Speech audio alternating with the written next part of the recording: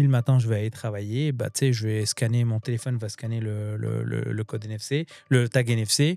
Et puis, il y a mes stores qui vont s'ouvrir, mon écran qui va s'allumer, j'ai les lumières qui vont s'ajuster. Et puis, maintenant que j'ai un Streamer X, le Streamer X s'allume. Et puis, tu sais, je suis prêt pour aller faire une conférence, tu vois. Tu peux aller encore plus loin. Faut juste que tu t'habilles avant.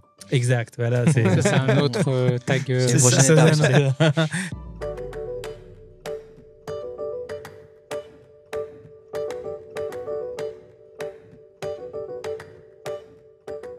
Bonjour à tous et bienvenue dans ce podcast. Vous êtes dans le podcast Dans la Poche et aujourd'hui on va parler d'un nouveau sujet. Mais avant tout je présente Julien, Abdel et mon petit Florian qui est juste ici. Et on va parler justement avec Florian aujourd'hui parce qu'il a quelque chose à nous dire, quelque chose à nous annoncer par rapport à Workflow.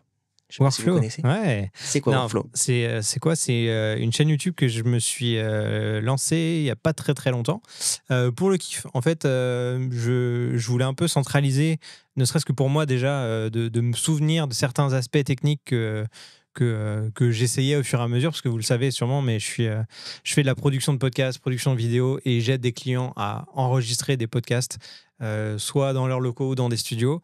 Et donc ça, c'est le côté professionnel, comme ça que je gagne ma vie. Mais j'aime bien aussi bidouiller chez moi avec des appareils comme un ATEM Mini, comme un Rodecaster, avec ces micros-là. Et de plus en plus, je vois qu'on peut contrôler à distance ces appareils. Et moi, ça me passionne. Donc, j'ai voulu créer une chaîne pour justement partager des petits tutos, donner des astuces. Et donc, voilà, ça s'appelle Workflow, sans le W de la fin. Le petit jeu de mots. Hein. Il y a de la réflexion derrière tout ça. Donc, déjà, je vous mets le lien de la chaîne en description. Il n'y a pas beaucoup de vidéos, c'est pas très régulier, mais ça me permet de me souvenir de certains petits trucs techniques que je pourrais oublier avec le temps. Tu sais que les grosses chaînes YouTube tech ont commencé comme ça. Hein. Ouais. Ils voulaient avoir des bookmarks de choses qu'ils ont fait, ou des rappels, puis c'est devenu des... Ouais. Donc, d'ailleurs, la dernière vidéo que j'ai sortie, c'est purement pour ça. Je cherchais depuis longtemps un moyen de contrôler un Rodecaster à distance. En gros, je voulais pouvoir, parce que là, on a un Rodecaster qui est sur la table là-bas, mais c'est censé être une régie avec quelqu'un qui s'en occupe, etc., pendant que nous, on enregistre. Mais moi, je suis toujours dans l'optique depuis très longtemps d'être en mode technicien solo à gérer tout un petit plateau. Et donc, trouver des astuces pour gérer ça le plus simplement possible. Et je voulais, depuis mon siège devant mon micro où je présente le podcast, pouvoir aussi lancer le Rodecaster. Et donc, j'ai fait un tuto pour expliquer comment on fait avec des outils dont on va pouvoir parler un petit peu aujourd'hui. Voilà. C'est nice. Je ne sais pas si ça vous intéresse un peu. Oui, parce que le sans-fil, je pense que ça intéresse tout le monde. Aujourd'hui, le sans-fil, c'est présent partout, que ce soit dans le son, dans la vidéo, le cloud, toutes ces choses-là. Il n'y a plus de fil. Donc, non, c'est super intéressant. Et je me demande comment tu as fait. Pourquoi les compagnies qui lancent tous ces beaux produits-là ne font pas des solutions clés en main, justement pour... Parce que je pense que c'est peut-être compliqué à faire. Et puis parce que faut pas oublier que la majorité des gens sont pas forcément comme nous, bidouilleurs, machin comme ça. Ils veulent juste utiliser leur truc très facilement, mais des fois c'est compliqué parce que facile veut dire que t'as pas forcément beaucoup de fonctionnalités. Tu sais, on le voit dans la Rodecaster. Rode, ça a toujours été des trucs qui sont ultra faciles. La Rodecaster est un peu plus poussée que d'habitude. C'est déjà fucking compliqué. Ouais, mais je veux dire, on l'utilise pas à 100%. Je veux dire, créer un companion app où tu, justement, dans un réseau local, les deux sont sur le même réseau, puis tu peux envoyer des commandes pour dire enregistrer. Flo, il va nous en parler, mais il a passé je sais pas combien d'heures parce qu'il m'en avait parlé. Et je dis, bah oui, c'est possible, c'est juste faut chercher et puis il a trouvé finalement. Après, c'est parce que aussi c'est un produit grand public.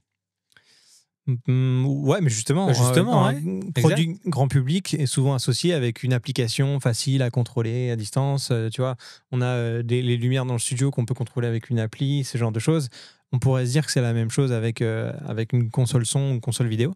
Mais pourtant, ils ont au niveau software, Rode Connect et tout ça. Il y a Rode Connect. Mais ça marchait pas ? Non, tu peux pas contrôler à distance. C'est marrant, tu peux depuis un iPad, utiliser pour enregistrer, je crois, avec les Wireless Pro, des trucs comme ça, non ? Ouais. L'application Rode, mais pas contrôler à distance. Mais tu peux pas driver des PodMic ou des trucs. C'est ça. Okay. Et donc, en fait, moi, ce que je voulais vraiment, c'était contrôler un ATEM Mini Extreme, ou ce qu'on veut, là, les mélangeurs vidéo à distance.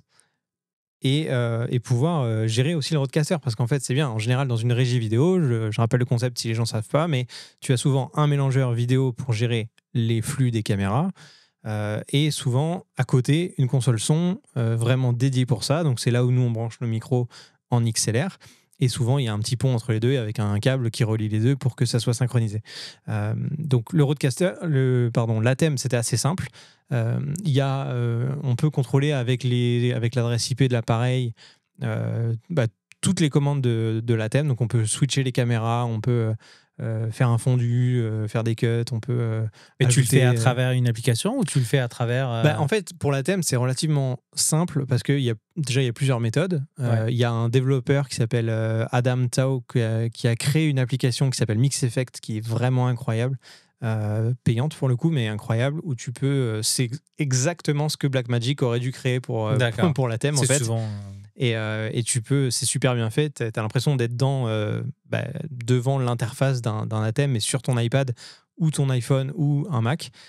Et en tactile, du coup, tu peux switcher de caméra, utiliser ce qu'on appelle le super source sur les ATEM, donc pour faire des picture-in-picture ou des effets un peu sympas. Tu peux lancer le rec, tu peux lancer l'enregistrement depuis la tablette, tu peux faire pas mal de choses. Et pour le Rodecaster, donc, j'avais pas cette possibilité-là. Et à force de chercher, il y a des outils qui existent comme Touch Portal, par exemple. Que moi j'adore et j'utilise beaucoup. Dont en plus, on en avait parlé, je crois, en 2020 ou 2021. Tu sais, je t'avais expliqué comment ça marchait. Et puis, il y a aussi un outil qui s'appelle BitFocus Companion, qui là est plutôt web-based. Donc, c'est sur un navigateur web. Il faut juste installer un petit outil sur son ordinateur. Et ensuite, sur un navigateur web, on peut créer des boutons, créer une interface. Et ensuite, avec une adresse IP, sur le navigateur, aller prendre son iPad, mettre l'adresse IP sur son navigateur et accéder à l'interface tactile avec tous les boutons qui vont bien. Et donc, avec un peu de bidouillage, en regardant beaucoup de tutos différents pour trouver la solution, il y a moyen de gérer ça avec c'est un protocole MIDI, c'est un protocole, c'est ça ? Ouais. Donc, du MIDI. Qu'on utilise souvent pour de la musique d'ailleurs, le MIDI. Et donc on peut lancer l'enregistrement à distance du Rodecaster, on peut muter chaque micro, on peut les mettre en solo, on peut gérer le gain, je crois, il y a beaucoup de fonctionnalités qui sont exposées activer à travers, les pads avec les sons. Donc j'ai réussi à faire ça il n'y a pas très longtemps et donc j'ai créé cette vidéo pour m'en souvenir. Mais tu dis tablette, ça veut dire que tu contrôles depuis quoi ? Par exemple, mon iPad ou mon téléphone. Je vais sur, par exemple, Safari, Chrome, n'importe quel navigateur que tu as sur ton appareil tactile. Tu mets ça et hop, tu peux gérer. C'est le concept d'un serveur client. Donc, tu as une partie serveur qui roule sur une machine quelconque dans le réseau. Elle a une adresse IP, cette machine-là. L'appareil que tu veux contrôler, il est aussi sur le même réseau Ethernet et aussi une adresse IP. Et souvent, tu as un companion app comme la partie client, pas la partie serveur, qui s'installe soit en application. Mais dans ce cas-là, ce que tu disais, c'est que c'est vraiment sur un navigateur web. Tu vas dans un navigateur web, tu as un client qui sort. Et là, tu as accès à toutes les fonctionnalités qui sont au niveau du serveur. Et là, tu peux faire envoyer des commandes, recevoir des commandes, questionner l'état de tel bouton, tel statut. Et puis voilà. Et donc tu peux tout contrôler de la Rodecaster, mais comment tu fais pour contrôler, par exemple, les petits trucs qui Les montent potards, là de non, son? ça par contre, on peut pas. Ah, tu peux pas, ok. Non. Et je serais pas surpris. Je pense que tu peux parce que probablement que c'est Ouais. c'est des commandes à part. En fait, le problème qu'il y a, c'est que Blackmagic sont très transparents sur leur API. Il est très clair et puis il y a quelqu'un qui développe une application, puis il y a un business autour de ça. Le Rode, c'est ouvert. C'est pas un propriétaire, c'est ouvert, mais il n'y a pas beaucoup de documentation dessus. Donc, vu que c'est des produits qui sont très récents, il n'y a pas beaucoup de gens qui se sont lancés dedans. Il y a quelques projets sur GitHub, on avait cherché, mais il faut juste documenter ça et probablement que arriverait au même En vrai, niveau. je pense que ça existe parce que je vois qu'il y a des fonctions quand je mets une variable où ça bouge. Mais en même temps, ça va pas automatiquement, c'est pas motorisé, tu vois, les potards, donc ça va pas bouger en fonction. Et ça risque de faire un bug. C'est ça. Et c'est ça la difficulté, exactement. Parce qu'en fait, concilier le hardware avec une solution software, si ça bouge pas là, c'est parce qu'en fait, t'as on va dire le cerveau là qui contrôle l'appareil. À un moment donné, est-ce que je me fie à l'état de ce qui vient du hardware ou je me fie de l'état qui vient de. Surtout que tu peux avoir plusieurs navigateurs qui se connectent à la même adresse IP, qui peuvent faire des changements en même temps. C'est ça qui est difficile, la partie parallélisation. Comment je peux concilier tous les états qui viennent de. C'est peut-être là la difficulté. Ils ne voulaient pas se lancer là-dedans. Souvent, quand ils font ça, quand tu fais une solution, ça vient avec une garantie ou que ça va fonctionner. Et puis là, probablement qu'ils ne sont pas encore satisfaits de ce qu'ils ont comme solution. Puis ils disent, on le laisse en dormance, puis à un moment donné, on va sortir quelque chose. Je ne serais pas surpris que Rode sorte un companion app parce que Ce serait cool. honnêtement, c'est pas quelque chose qui est très compliqué. Je pense qu'il y a certaines complexités, mais ils peuvent dire exclure, par exemple, bah ça, on peut pas pour X, Y raison. Ouais. Tu vois. Mais à partir du moment où c'est du on-off, genre tu sais, appuyer sur le rec et l'arrêter ou activer les pads, c'est facile. Mais quand c'est juste monter les potards, c'est un peu plus complexe. Il y a pas mal de gens qui vont sûrement me dire, mais avec un Stream Deck de chez Elgato, c'est peut-être plus simple de le faire. Oui, mais ça reste déjà un produit qui coûte assez cher. C'est filaire parce qu'il faut que tu le connectes en USB à un ordinateur. Ouais. Moi, en vrai, je cherchais une solution un peu de bidouillage plus gratuite ou moins chère que ça. Donc, Touch Portal, la version payante est à 12 ou 13 $, donc c'est vraiment pas beaucoup. Et BitFocus Companion, dont je parlais tout à l'heure, c'est gratuit. Ouais. Et ça, c'est vraiment cool parce que ça permet de faire énormément de choses. Moi, avec ça, je peux contrôler donc la thème, je peux contrôler le Rodecaster, je peux contrôler un ordinateur avec VLC si je veux lancer des fichiers vidéo pour illustrer, par exemple, des choses. Je peux mettre des visuels avec un autre outil qui s'appelle H2R Graphics. Donc, c'est quelqu'un qui est je sais plus si c'est en Suède ou un pays du nord de l'Europe qui a développé ça, qui est vraiment très intéressant. Donc j'utilise un ensemble de petits outils qui ont été faits par des passionnés et tout est rassemblé et contrôlable dans BitFocus Companion et que je contrôle en tactile avec une tablette. Et je précise, c'est pas uniquement avec les appareils iOS. Dans ce studio, notamment, le propriétaire a acheté des petites tablettes Android pas chères, mais avec un navigateur, ça fonctionne parfaitement. En fait. Tu peux faire Donc, de ta ça montre, qui est cool. si tu veux. Si vous avez un vieux produit tactile qui fonctionne encore chez vous, ça marche. C'est ça l'avantage des solutions qui sont web-based parce que tu n'es pas dépendant de la version de l'OS qui roule dessus. Parce que Touch Portal, par exemple, nous deux, on le roulait sur une vieille version. On avait des iPad mini, des vieux iPad mini. Et à un moment donné, l'application n'était plus supportée avec l'iOS 12 ou je ne sais plus combien. Ce qui fait que c'est un peu plus compliqué. Mais si je veux comparer avec le Stream Deck, on parle de minimalisme souvent. Moi, j'aime bien utiliser un appareil pour plusieurs choses. Le multi-usage, parce que le Stream Deck, quand il est sur mon bureau et que je ne suis pas sur mon bureau, il apporte aucune valeur. Genre, je paye un truc et j'utilise seulement lorsque je suis devant l'ordinateur. J'ai un iPad que justement, quand je suis devant l'ordinateur, j'en ai pas besoin. Et je roule une application. Puis moi, j'aime bien tout ce qui est solutions logicielles plutôt que des logiciels hardware parce que tu peux réutiliser ça, tu peux l'emmener avec toi, c'est portable, tu voyages avec et c'est sans fil. Là, du coup, c'est une application, mais ça peut être aussi web-based. Et tu peux utiliser pour Touch Portal, tu peux utiliser pour contrôler. Ça revient à nos discussions de le rêve qui est d'avoir un studio où tu rentres, tu appuies sur un bouton, tout est prêt, tu vas t'asseoir et là, tu appuies sur un bouton, mais là, ça enregistre. Mais ça, d'ailleurs, c'est un projet que j'ai vu que Micode allait développer en ce moment, qui s'appelle le One Click Studio. Ouais. Et il développe un espace où, en fait, tu rentres, tu as un Stream Deck qui est déjà configuré, tu appuies, tu as ta session qui est là et tu dis, OK, il y a telle personne à tel endroit, telle caméra, tel micro. Et la régie, tout va se faire automatiquement. Le mélange va se faire automatiquement. Les lumières vont se mettre comme il faut. Les couleurs, les trucs dans les écrans, tout va se mettre. Et tu n'as pas besoin d'avoir de compétences techniques. Et c'est censé fonctionner. Donc, ils travaillent là-dessus en ce moment.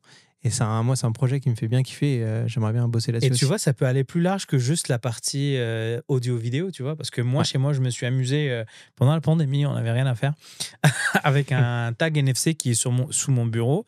Quand j'ai découvert Touch Portal, ce que j'avais fait, c'est que j'avais beaucoup de choses qui étaient automatisées à la maison, ce qui fait que j'ai pu relier toutes ces briques-là ensemble.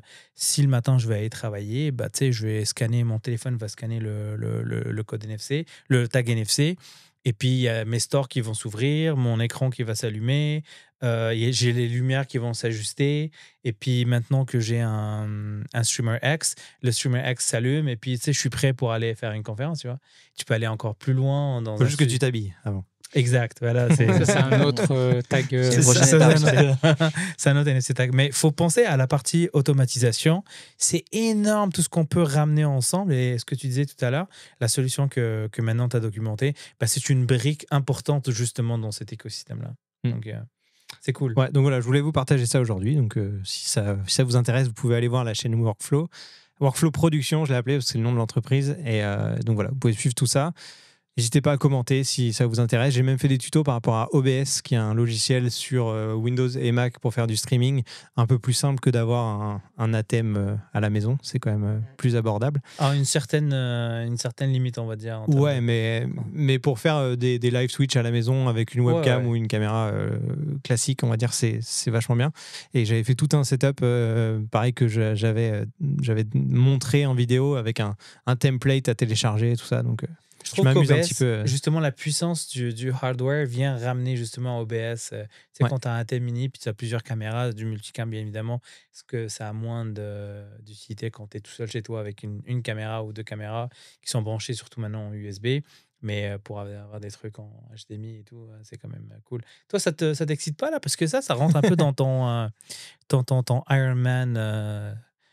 Il n'est pas trop régie vidéo, Thomas, je trouve. C'est plus. Non, mais ça rentre photo, un peu dans le concept automatisation. Lui, Non, oui, mais ça, c'est pour les trucs de la maison de tous les jours. Mais pour la vidéo et tout, ça, je m'en fous un peu. Je suis très encore caméra. C'est du câble et du câble. Il vient de casser le parti. D'accord. Voilà. Bon, Thomas va pas s'abonner, c'est sûr. Non, mais non, moi, c'est l'automatisation de tout le reste. C'est comme toi, chez toi, les stores, la lumière, toutes ces choses-là, quoi. Ouais, mais moi, la vidéo, ça m'intéressait pas. C'est Flo qui m'en parlait. Et je me suis dit, tu sais, c'est des trucs que je peux ajouter. Et moi, pour tester des fois, je faisais, puis j'ai rajouté des trucs à droite, à gauche. Mais oui. Après, c'est aussi parce que Flo aussi, c'est pour tes tournages, toi. C'est parce que c'était vraiment un irritant pour toi dans tes tournages. Moi, j'en fais une fois de temps en temps. À la limite, pour la seule fois, je vais checker 3 fois mes cams, je vais me lever 2-3 fois, et puis that's it. Ouais. Tu vois. Mais toi, vu que c'est vrai que c'est récurrent, tu le fais peut-être tous les, 2-3 fois semaine, ça peut être très chiant au bout d'un mois.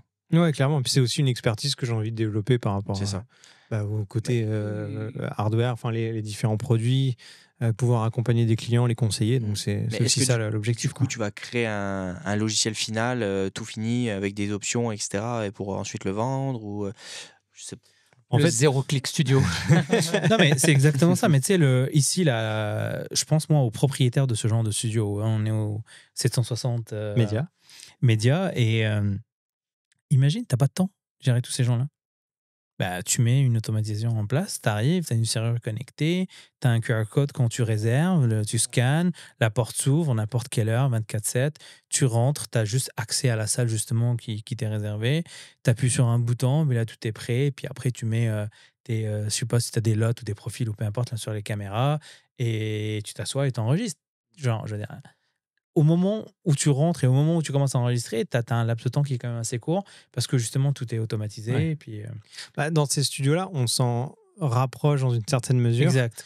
Mais il y a encore un petit peu de travail à faire pour l'automatisation complète. Surtout pas dans le petit là. Ouais, dans celui-là, il est encore un petit peu en construction, on va dire. Mais dans celui qu'on a déjà utilisé dans les semaines précédentes, il y a déjà quelque chose d'intéressant. Après, il faut le peaufiner, on va dire. Parce qu'en soi, c'est vrai que c'est pas très compliqué. Non, il y a très peu d'irritants. Tu arrives, tu te poses, les caméras sont déjà setées, tu as juste à brancher ton SSD, appuyer sur Rec. Ouais, quand même et tout ton iPad, où il y a un iPad qui est déjà là. Il y a une tablette déjà dans tous les studios pour contrôler, si jamais. Donc, exact. Puis tu as déjà l'adresse de ton BitFocus. Et là, tu as accès à tout. Donc, tu peux t'asseoir et si tu veux vérifier l'audio, tu le vérifies de ta tablette. Tu n'as pas besoin de bouger. Et puis même, pour ceux qui veulent faire du live editing, tu peux switcher les caméras, machin. Et puis, en plus, tu peux te déplacer et suivre de n'importe où le truc, quoi. Et pour moi, l'étape d'après, et c'est possible encore avec l'application qui gère la thème, de faire une sorte de régie automatisée basée sur l'audio. C'est-à-dire qu'il y a une configuration particulière et un câblage particulier qui fait que, par exemple, si donc moi je parle, il y a mon micro qui va aller au-dessus d'un certain volume, certain dB, ça va détecter automatiquement et ça va indiquer à la caméra, au mélangeur de switcher sur la caméra qui est sur moi. Et admettons que toi, Abdel, tu parles dans ce micro-là, dans ton micro, et que ça dépasse un certain dB, ça va switcher sur ta caméra. Puis si vous parlez en même temps, c'est un plan large. Ça peut partir en plan large. Donc voilà, il y a tous ces systèmes-là qui peuvent être intéressants. Thomas qui démonte son micro au passage. Mais voilà, tous ces systèmes-là qui peuvent être intéressants pour l'avenir. En sachant qu'il y a aussi l'aspect post-production maintenant, avec, on l'a vu sur Adobe Premiere Pro notamment, il y a des plugins qui sortent avec de l'intelligence artificielle qui permet, ce qui n'est pas vraiment intelligent, mais qui permettent de faire la même chose en post-prod pour le coup. Donc, c'est cool. Donc voilà. Puis pour les gens qui sont intéressés par ces business-là, hein, ça peut scaler très très vite et très rapidement. Ouais. Puis tu n'as pas besoin d'avoir une présence physique dans des studios. Ouais. Puis tu te mets des caméras de surveillance, tu mets ça en Mm. disclosure dans le contrat. Puis si quelqu'un a fait de la casse, ben... Mais Non, tu vois, c'est moi vrai. qui m'y intéresse de plus en plus, je vois qu'il y a de plus en plus de studios. Alors à Montréal, mais aussi dans le reste du monde. Hein. Je vois à Paris, ça commence à ouvrir. Il y en a au Automatisé, Portugal. Automatisé plus ou moins, mais des studios de podcast, tout équipé. Tu peux venir, tu as très peu de choses à faire et t'enregistres. Il y a beaucoup de youtubeurs ou de nouvelles chaînes dans tous les domaines. Hein. Ne serait-ce que même, Julien, pour toi, en crypto, il y a pas mal de chaînes qui utilisent ces studios-là pour faire leurs interviews. Donc, c'est vraiment intéressant. Il n'y a plus qu'à sortir le logiciel hein, et après le vendre. Ouais. Et si tu en vends assez, comme ça, on pourra tourner finalement sur IoT, notre podcast, notre prochain podcast. L'objectif final. avec la cagnotte des abonnés qui vont nous. Sur un yacht. Ça En sera fait, plus- c'est soit on va au NAB, soit on C'est paye ça. un yacht pour sera enregistrer plus- nos c'est studios. dans la le même poche, budget. ça sera C'est sur le le même budget. yacht. Hein, c'est le même budget, les gars. Budget. Ouais. Voilà. Donc, j'espère que ça vous a intéressé en tout cas Ah cet ouais. épisode. N'hésitez pas à nous le dire en commentaire. Et puis, si vous avez des précisions à apporter, si vous avez déjà bidouillé vous aussi de votre côté par rapport aux différents matériels de production vidéo. Je suis sûr qu'il y a des gens qui nous écoutent qui ont contrôlé d'autres appareils. Si vous avez de Ouais. la documentation, partagez-nous ça. C'est ça, on est friand de tous ces outils-là. Merci encore, merci les gars, et on se retrouve très vite dans votre poche. Ciao tout le monde. À bientôt, si c'est pas avant.